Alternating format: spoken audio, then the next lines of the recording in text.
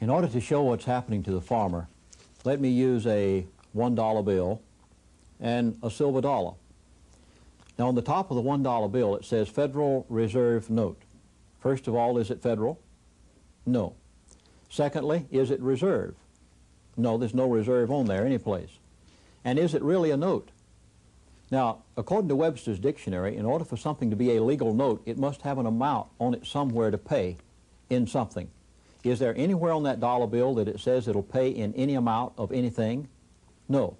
Did there used to be a promise to pay on that dollar bill? Yes.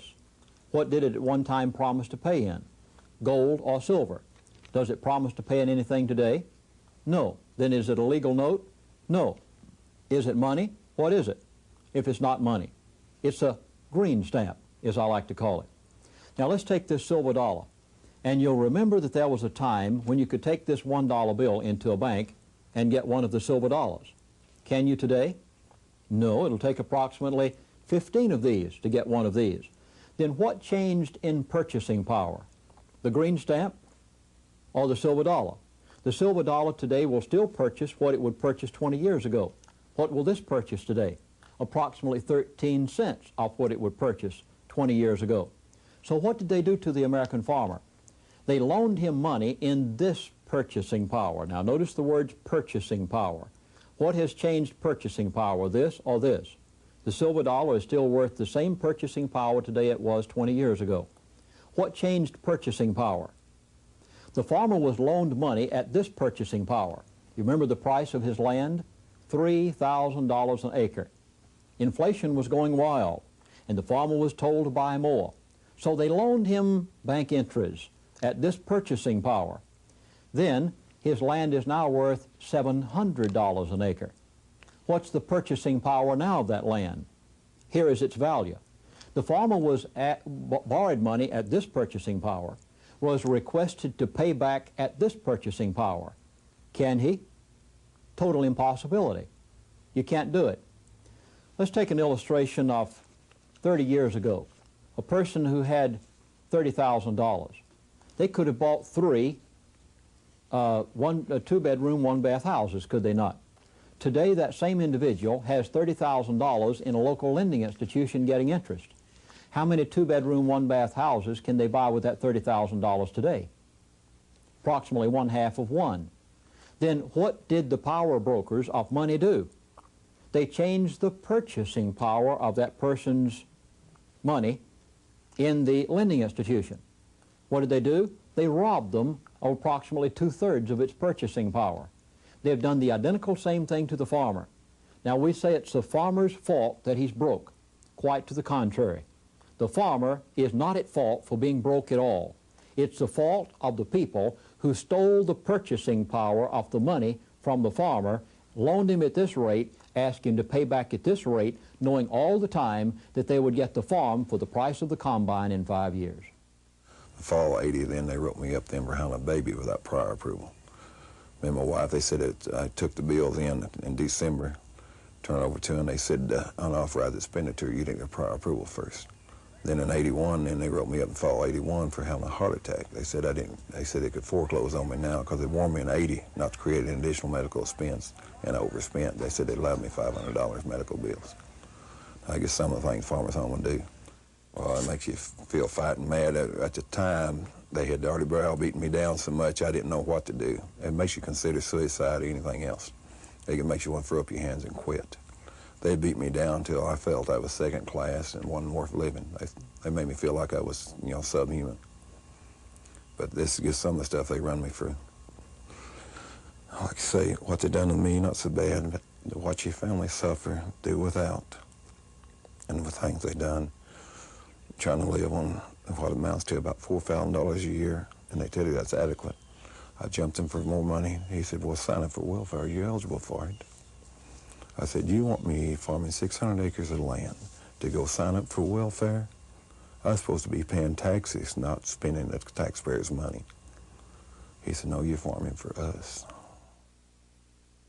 As we saw back in the Great Depression, it's agriculture really that led the way into the Great Depression. A lot of people think it was the stock market crash, and that's what brought it all about. if you get back and review it, you find that agriculture actually went into the Depression back in 26 and 27, and that drug down the rest of the economy because of the huge impact that farmers and agriculture in general has on the rest of the economy. So the danger to the rest of the economy with agriculture being in bad shape is just as great today as it was back before the Great Depression. Usury, quite a subject. Usury is exorbitant interest that's charged to people. The system wants to keep people into a usury situation. After all, it's a vicious cycle where there is no end. And once you get into it, the wealth that you're gaining by your labor is stolen. Usury is condemned in the Bible. God made it very plain that the land of Palestine was not to be involved in usury. God's people in the Old Testament were not to be involved in usury. And usury has brought about the destruction of the American farmer, because once they get them into a usury or interest system whereby the interest goes so high until the farmer is paying back more in interest than what they can make on their crops, then they can confiscate the farm and get it without paying 1 penny for it. And a good example of that was the Bedford National Bank. My wife and I heard about this, and we decided that we would go to Bedford and see if we could investigate the issue. And I picked this up from the newsstand in the Bedford, Iowa, a little bitty country town down in southwestern Iowa. And it's the Bedford Times, and it says across the front, FDIC possesses 150 bank loans. Then it goes on to say, Army closes Bedford National Bank. Now, this story could be multiplied many times all across America. It's nothing unusual. It's happening continuously. And the story was that the FDIC came into Bedford and said, the bank is not solvent. Now, that might not necessarily be so. And in order to prove that it's not so is a person who called in on a radio talk show where I was in Dallas, Texas just a few weeks ago, and she announced that she was the wife of an agent of the Federal Deposit Insurance Corporation. And her husband had just called her on the phone a few hours earlier and said that they were closing down a bank that was not broke. It was solvent and in good condition, but the FDIC had ordered it closed.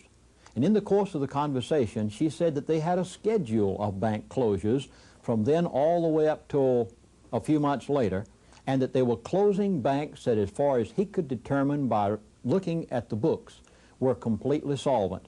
And not only that, but she said that her husband had found out, since he went to work for the FDIC a year ago, that they are not a federal agency, that they are a privately owned corporation. And she said this over the air to approximately 3 million people.